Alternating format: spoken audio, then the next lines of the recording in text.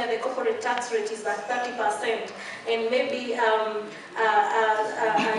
37% at some instances, based on tax treaties that has been signed between countries and based on agreements that have been signed from time to time, then the effect will majorly be on lowering tax liability on part of the wealthy individuals, part of the multinational entities, and on part of specific corporate entities, and instead transferring this tax liability to poorer sections of the society.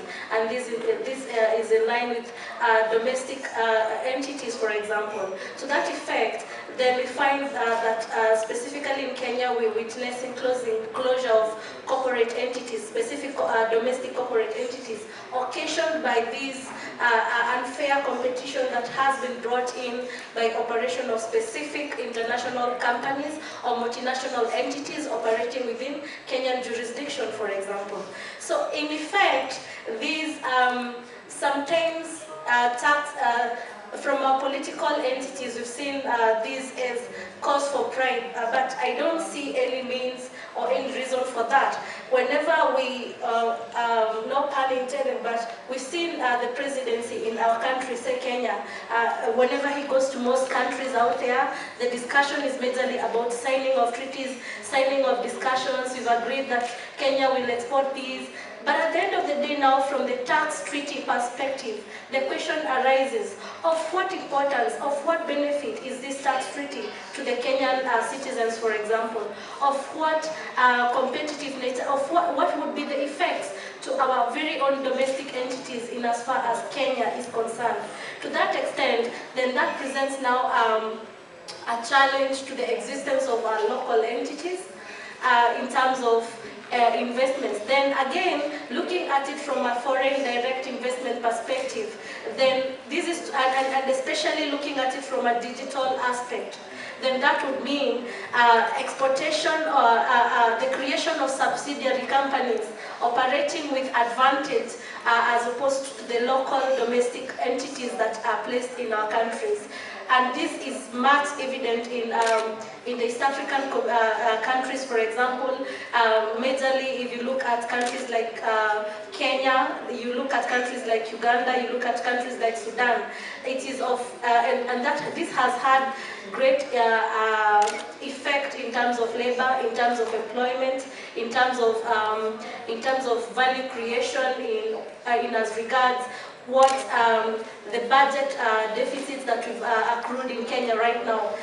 Recently, we saw in the reading of the budget, there was a pronunciation of deficit in as far as failing to reach our revenue targets. But what exactly is the effect of tax competition to our domestic entities? And then you see, then in that you realize tax competition in itself acts to the detriment of the existence of domestic corporate entities at the expense of labor. For example, we've seen companies closure resorting to a loss of employment, for example, and so many other effects.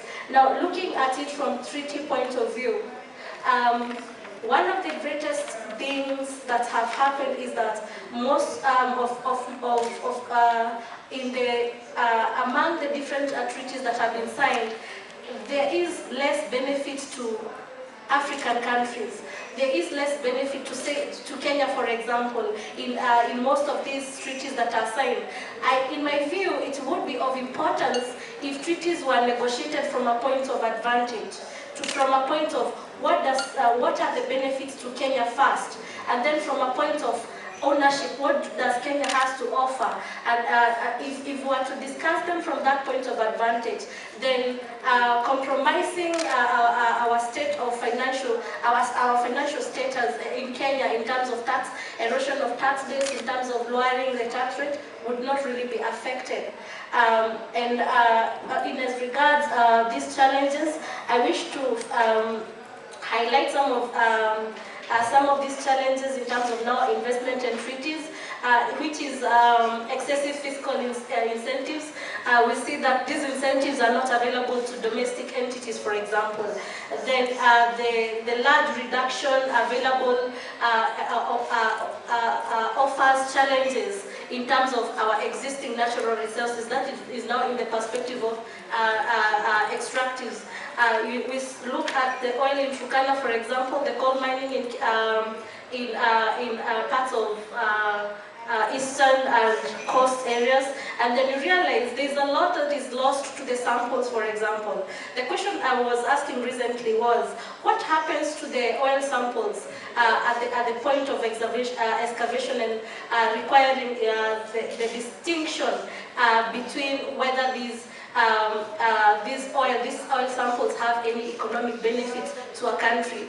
Then what happens when these samples are exported to other jurisdictions? Do we get the value back to Kenya as a country?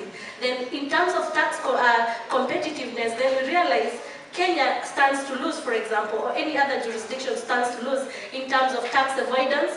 For this, the value of the samples is not allocated from the source where this value was ordinarily extracted from, for example. So also you look at aspects of tax havens, and then you realize the ultimate expression of the global corporate tax race to the bottom is live and has great effects in as far as the promotion, the so-called promotion, and in as far as promotion of foreign direct investment is concerned, is important.